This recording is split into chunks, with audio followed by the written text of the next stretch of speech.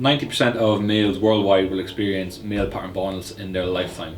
I was one of those guys, and I remember having serious hair envy as a young barber that was watching guys get out of the chair with amazing haircuts and just thinking, why can't that be me? And just feeling generally down on myself. So I started looking at options across the pond in Turkey, and eventually I came across a really good clinic that had all the bells and whistles and really hit home for me. This was called Apollo Hair Clinic, and I remember making the booking and just feeling just at ease that I made the booking. I gathered my flights and I got over to Turkey, and from there they took care of absolutely everything. So I was picked up at the airport, brought to my hotel, checked in, everything was taken care of. I had a translator to make sure that I had no issues in getting my point across when it came down to my consultation. I was picked up the next morning from the hotel, brought to the clinic where they began prepping me. They examined my hair and made sure that I was a good candidate and that my grafts were the right ones to use for my procedure, and everything checked out. So I was game on and nervous, of course. So I remember when they brought me to the clinic for the actual procedure itself, and they shaved my head, and I was wearing the hospital gown. And I just said, before I went in, I was like, just give me a second, and my head was all mapped up with all of the drawings where they were going to be taking the grafts from and where they're going to be putting the grafts in. And I remember just going into the bathroom beforehand and just like looking at myself with a shaved head, and I freaked out a small bit, not gonna lie.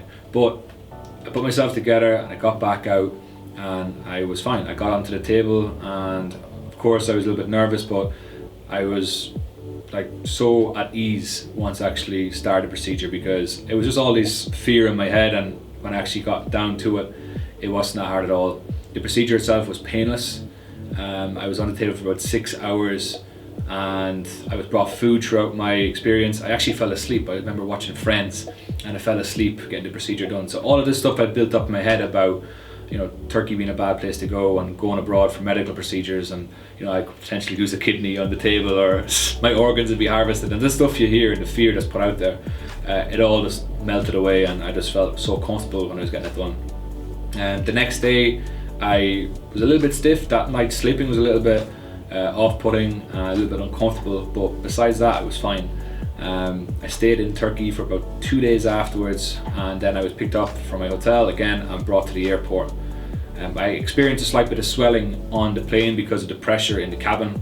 I remember getting off the plane with sunglasses on, and my eyes were all puffed up. It looks like I went some rounds with Mike Tyson, but lived to tell the tale. Fast forward about 3 months, my hair had all kind of fallen out. So what happens is the hair, it starts to grow for the first month, and then the hair falls out, and then it goes into like a dormant phase. After about 3 months I started seeing the hair regrowing, and I started getting excited about it, and about 6 months later I had a full head of hair, and with that a full belief in my confidence, and you could see I was physically more confident.